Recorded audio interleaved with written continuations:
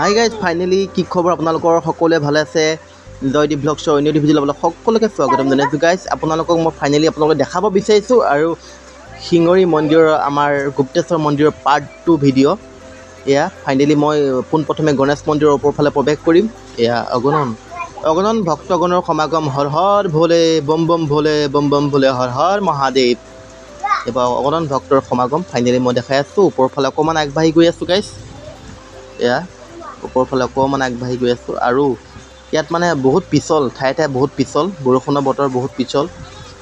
তথাপিও মানুহ ভক্তগণ মানে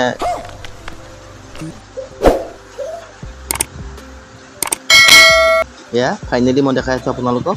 ঠিক আছে গাইজ, এয়া বহুত পিছল ঠায়ে ঠায়ে, তথাপিও ভক্তগণে ঈশ্বৰৰ বাবাৰ ওচৰত আশীষ ল'বলৈ সক্ষম হৈছে।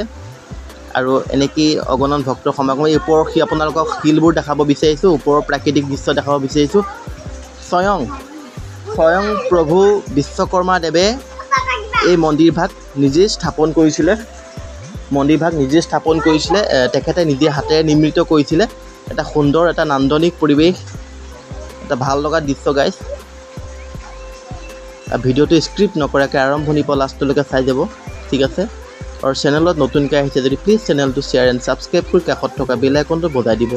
এয়া ভক্তগণ লাইন লাগি আছে। উঠিবলৈ বহুত সহজ, কিন্তু নামিবৰ সময়ত অকণমান ভয় লাগে, কাৰণ বহুত শ্ল'পিং এটা আছে।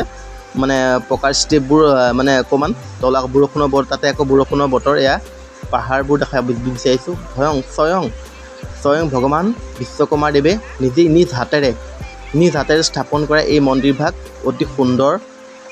আৰু ভগৱান বাবা ইয়াত গুপ্ত হৈ আছিলে। আগৰ ভিডিঅ'টো মই আপোনাক কৈছোঁ, ভগৱান শিৱ বাবা গুপ্ত হৈ আছিলে। আৰু ইয়াৰ আশে পাশে অগণন দোকান বজাৰ আপোনালোকে দেখাইছোঁ। এয়া ফাইনেলি আপোনাৰ ফলৰ দোকান আছে। এয়া আপোনাৰ চাকি বন্তি যোগান, অহৰহ দোকান বজাৰ পোহাৰ। এয়া যি বিচাৰে আপোনালোকে সকলোবোৰ পাবলৈ ইয়াত সক্ষম হ'ব। এয়া মই দেখাইছোঁ আপোনালোকক দেই গাইজ। এয়া অগণন ভক্তগণৰ সমাগম। শাওনৰ তৃতীয়টি সোমবাৰ অগণন ভক্তগণৰ সমাগম, যাতে ভক্তৰ মনৰ আশা, মনৰ বাঞ্ছা পূৰ্ণ হওক। সকলোৱে আহি এগছি বন্তি, দুডাল ধূপকাঠি জ্বলাই ঈশ্বৰৰ ওচৰত শৰণাগত হৈছে। অনাগত দিনবোৰ যাতে ভালে কুশলে পাৰ হওক, যাতে পৃথিৱীত কোনো ধৰণৰ বেয়া বস্তুৱে যাতে পৃথিৱীত ভক্তগণৰ ওপৰত যাতে প্ৰভাৱ পেলাব নোৱাৰে। এয়া ফাইনেলি আপোনালোকক দেখাই আছোঁ গুপ্তেশ্বৰ মন্দিৰৰ মেইন দুৱাৰভাগ।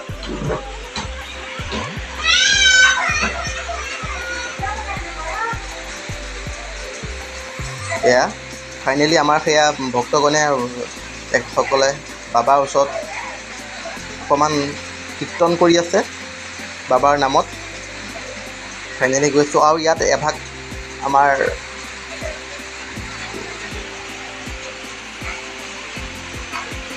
সৰুকৈ এটা মানে কাছৰ আছে। আমাৰ কাছৰ এভাগ মানে কাছৰ আছে ইয়াতে মন্দিৰত।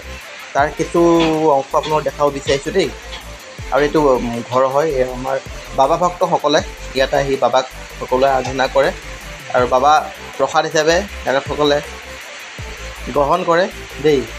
আপোনালোকে চাই যাব। এয়া বাবাসকল বহি আছে, সুন্দৰ এটা পৰিৱেশ। এয়া অগণন অসংখ্য ত্ৰিশূল আনগিনত। এয়া ভক্তগণে আশীষ লৈ আছে, ঈশ্বৰৰ ওচৰত আশীষ লৈ আছে, আশীৰ্বাদ দি আছে। আমাৰ দেৱে আহি আশীৰ্বাদ দি আছে। সুন্দৰ পৰিৱেশ গাইজ।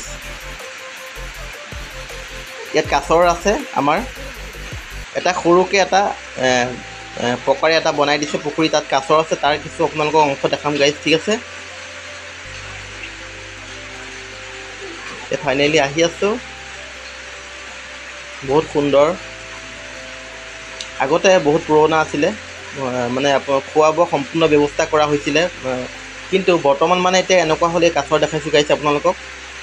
এয়া অকণমান আগবাঢ়ি যাওঁ। এয়া কাছৰ দেখাব বিচাৰিছোঁ আপোনালোকক। ইয়াতে এই পানীখিনিতে কাছৰ আছে, সৰু ডাঙৰ সকলোবোৰ আছে ইয়াতে। আৰু ইয়াত অগণন ভক্তগণ ভিৰ লাগে চাবৰ বাবে। কাছৰ চাবৰ বাবে অগণন ভক্তগণে ভিৰ লাগে। কল দিয়ে ইয়াত, বিভিন্ন ধৰণৰ বস্তু ইয়াত দিয়া হয় আৰু কাছৰবিলাকে ইয়াত আহি খায়, প্ৰসাদো দিয়ে ইয়াত আমাৰ ভক্তগণে। এয়া দেখাইছোঁ আপোনালোকক।